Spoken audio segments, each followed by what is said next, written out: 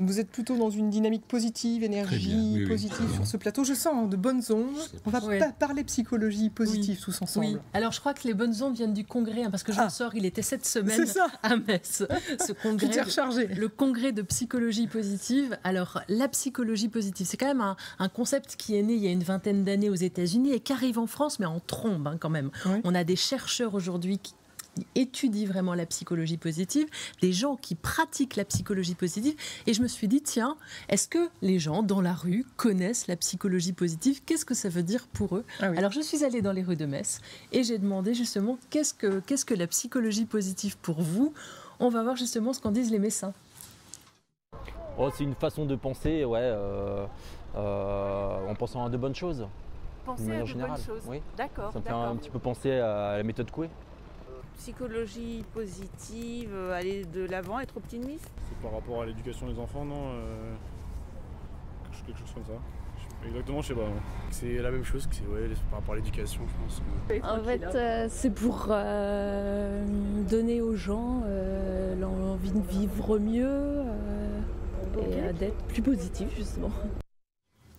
C'est dans le titre, vous avez envie d'être plus positif. C'est ça. Alors c'est un petit peu plus complexe. Ce que c'est la psychologie positive, c'est l'étude du fonctionnement optimal des individus, des groupes et des institutions. On va se faire scanner, attention. Oui, c'est ça. Donc il y a tout un tas de chercheurs et des chercheurs francophones, il y en a de plus en plus qui travaillent justement sur cette étude. Comment on fait pour aller mieux, comment font les institutions pour aller mieux, quels sont les facteurs, les processus qui participent à ça. Et j'ai rencontré alors un des fondateurs de la psychologie positive en France qui animait le congrès justement à Metz, c'est Charles-Martin Crum, et on va écouter justement ce qu'il dit de la psychologie positive. D'accord. La psychologie positive est absolument essentielle pour les Lorrains et Lorraines et pour tout le monde en fait, de par les bénéfices qu'on peut en tirer, sans que ce soit forcément la solution miracle à tous les maux. Bien évidemment, tout est une question d'équilibre. Parce que quand on parle de psychologie positive, c'est pas que psychologie, c'est pas que positif, et c'est justement ça qui est traité dans le congrès là, qui se déroule de mercredi jusqu'à vendredi. La psychologie positive ne s'intéresse pas seulement aux individus dans une optique éventuelle on va dire d'une dictature du bonheur. C'est pas vrai. D'ailleurs, dans ce sens-là, il y aura la communication du professeur Tarquinio qui viendra justement questionner cette espèce de dictature un peu qu'on peut percevoir à travers différents types d'articles, de communication, de reportages des fois aussi, ou dans des revues de vulgarisation. Donc c'est très intéressant de venir participer à ce congrès pour avoir justement à la fois des réponses à des questions, mais aussi se forger sa propre opinion sur ce que c'est que la psychologie positive. Le congrès est terminé, mais on peut encore s'initier à la psychologie positive. Oui, on peut encore s'initier à la psychologie positive. L'idée, c'était d'essayer de vous dire, voilà, vous ne savez pas ce qu'est la psychologie positive, vous avez envie de savoir, vous n'osez pas forcément poser des questions. Eh bien, aujourd'hui, il y a le livre, justement, du congrès qui est sorti aux éditions Duno, Psychologie positive, état des savoirs, champ d'application et perspective. Et on peut t'y retrouver en plus. Alors oui. Je vais le mettre devant ma tête.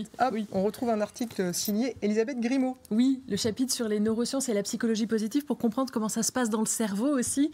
Et alors, il n'y a pas que ça, hein. Vous allez trouver des volets économiques, des volets philosophiques. Enfin, vraiment, aujourd'hui, la psychologie positive, on dit c'est une forme de nébuleuse, mais tous les domaines des sciences se mettent à la psychologie positive, notamment des sciences humaines.